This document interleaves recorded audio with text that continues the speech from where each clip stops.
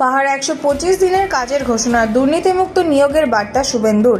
পাহাড়ে দাঁড়িয়ে বড় ঘোষণা করলেন শুভেন্দু অধিকারী। তিনি বলেন, ডবল ইঞ্জিন সরকারের সুফল এবার পাবে পাহাড়বাসী এবং পাহাড়ের দীর্ঘদিনের দাবিগুলো পূরণ করা হবে। শুভেন্দুর দাবি, পাহাড়ের সব রাজনৈতিক দলের তরফে তাকে সম্বর্ধনা জানানো হয়েছে। তিনি জানান, রাজ্য সরকারের সামাজিক প্রকল্পের সাথে পাহাড়কে আরও বেশি করে যুক্ত করা হবে।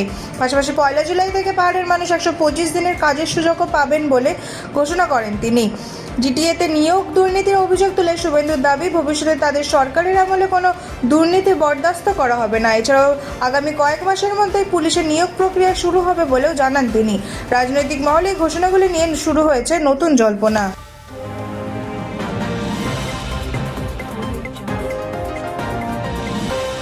কালীঘাটে অভিষেকের বাড়িতে পুরসভার মাপজোক, বেআইনি নির্মাণের অভিযোগে তৎপরতা। কলকাতার কালীঘাটে অভিষেক বন্দ্যোপাধ্যায়ের বাড়িতে পৌঁছালো কলকাতা পুরসভার টিম। শান্তিনিকেতন ও পটুয়াপাড়ার একাধিক সম্পত্তিতে আজ মাপজোক করেন পুর আধিকারিকরা। বেআইনি নির্মাণের অভিযোগে এর আগেই 17টি নোটিশ পাঠানো হয়েছিল বলে সূত্রের খবর। শুধু অভিষেকের সংস্থা নয়, তার আত্মীয়দের মালিকানাধীন সম্পত্তিকে ঘিরে নোটিশ জারি করা হয়েছে। পাশাপাশি সম্পত্তির চরিত্র পরিবর্তনের অভিযোগে পুরসভার অ্যাসেসমেন্ট বিভাগও পৃথক নোটিশ দিয়েছে। গোটা ঘটনাকে কেন্দ্র করে রাজনৈতিক মহলে শুরু হয়েছে জোর চর্চা। এখন পুরসভার রিপোর্টের দিকেই নজর সকলের।